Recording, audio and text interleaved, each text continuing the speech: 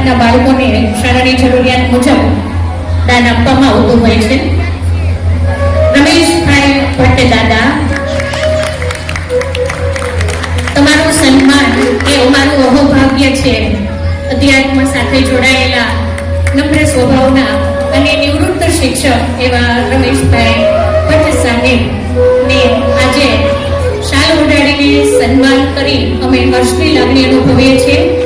દાદા તરફથી શાળાને વોટર કુલર ભેટમાં આપવામાં આવ્યું હતું. સૌ તાળીઓથી ફરીથી દાદાની આ દાતારી માટે તેમને વંદન કરીએ.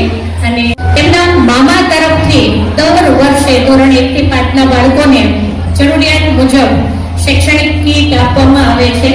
દર વર્ષે તેમના તરફથી અમદાવાદથી સહયોગ આપણી શાળાને મળવા પાત્ર થાય છે. ત્યારે આપણે એક અમદાવાદથી છેકથી કોઈ દાતા ઉપસ્થિત નથી રહી શક્યા, પરંતુ આપણે એને કેમ બોલીએ અને આપણે દીકરીનું સન્માન કરીએ.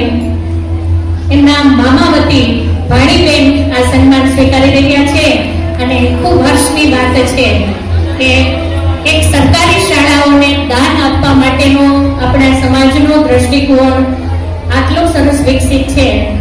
તો દાતાશ્રીનો આભાર માનીએ. સૌ મંચસ્થ મહાનુભાવોનો ખૂબ ખૂબ આભાર.